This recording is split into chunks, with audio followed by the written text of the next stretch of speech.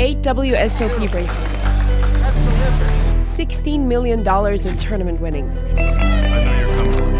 and untold millions won in live and online cash games. He's achieved more than anyone in his generation. He's been called Superman, the Tiger Woods of But poker. I know I'll be ready. His name is Phil Ivey.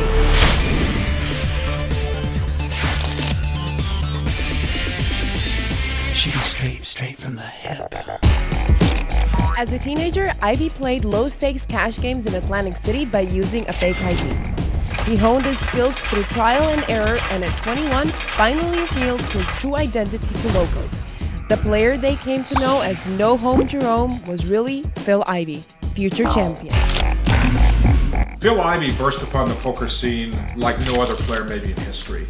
First of all, the man is African American, and this has been, since its inception many centuries ago, a white, male, middle-aged or older game. As Ivey's skills increased, so did the stakes.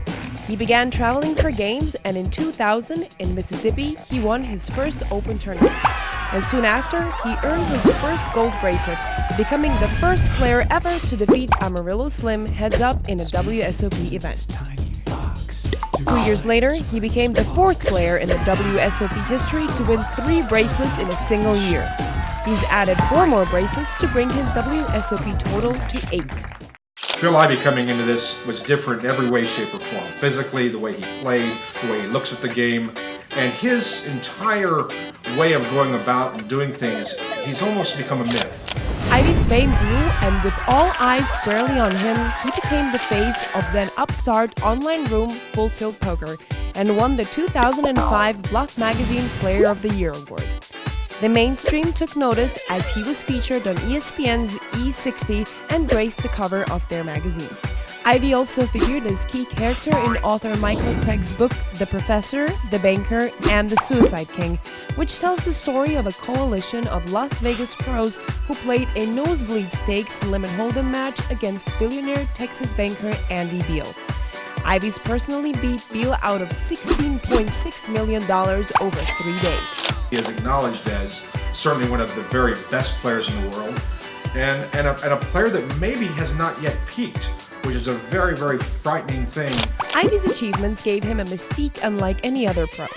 At 34, he surpassed Phil Hellmuth as the youngest ever to win 8 WSOP bracelets, broke Johnny Moss's record of 8 bracelets in 11 years by doing it in 10, and surpassed Billy Baxter's record of 7 non-hold'em bracelets.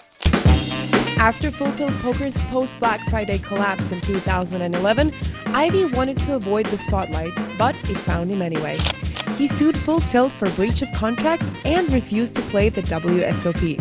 He was also mired in high-profile divorce proceedings with his wife of 9 years, Lucietta. But in 2012, with those setbacks behind him, Ivey came back with a vengeance. He amassed $2.8 million in tournament winnings within the first half of the year alone, and he continues to crush cash games from Las Vegas to Macau. He doesn't necessarily seek out publicity. He doesn't try to become famous, but he is famous just because of who he is and some of the mystery that a lot of us really still don't know who the real Phil Ivey is. All signs point to one thing: Ivey is back and he's here to stay. For nearly anybody else in poker, winning so much so quickly is a heroic achievement. But for poker's Superman, it's just all in a day's work.